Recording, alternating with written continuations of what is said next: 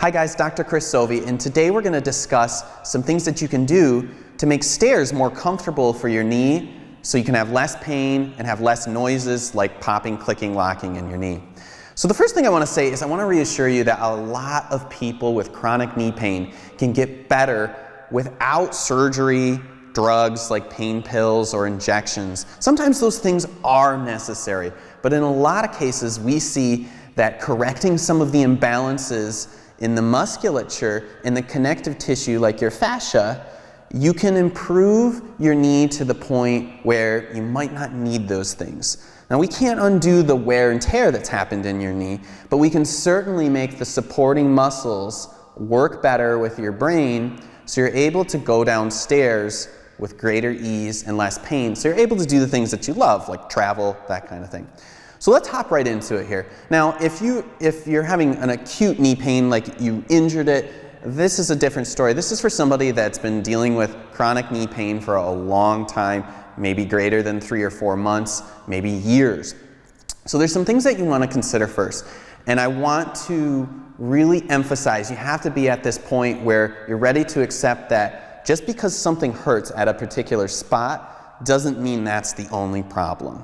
Sometimes we have to look at the surrounding areas to see if there's some things that we can change. I can't change, for instance, if you've had degeneration in your knee. But just because someone has said to you that, oh, you know, Sally or Joe, your knee is bone on bone, that will strike a lot of fear into you and you might start to feel helpless. But the good news is sometimes you can do enough that it offsets that and you get your knee strong enough, you get things flexible enough, and you improve the way that you move that you don't put as much stress on that knee. So first off, we want to make sure that the hip is strong. You've got to have the strong side glute muscles, also the hip extensor muscles like your glutes. And then the quads have to be strong too for when you're coming down a stair. So you have to be able to control that motion going down the stair without your knee falling in. And that requires a lot of outer glute, and it requires a lot of quad too in the front of the thigh there. So one of the first things that you can start to think about is, am I able to control that kind of motion? Am I able to control the descent down towards the floor without letting my knee collapse? Sometimes that's just an unconscious thing, you're just not aware you're doing it. So that would be one of the very first things I would try, is make sure that your knee is tracking out over your toes and it's not collapsing in, so you have this kind of angle. That puts a lot more stress on your knee every time you go down a stair.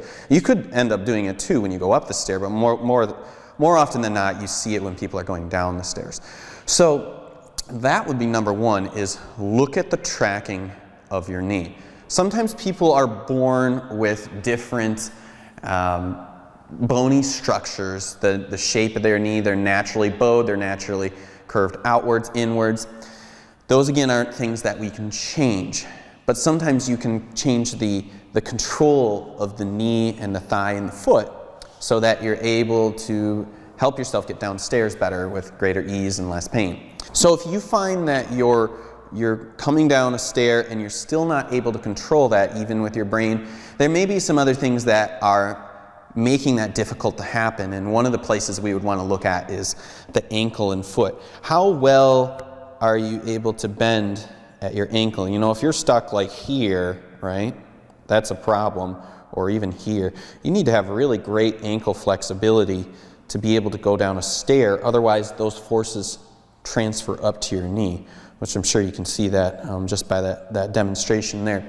The other thing is, certainly consider taking weight loss serious if you're overweight or obese.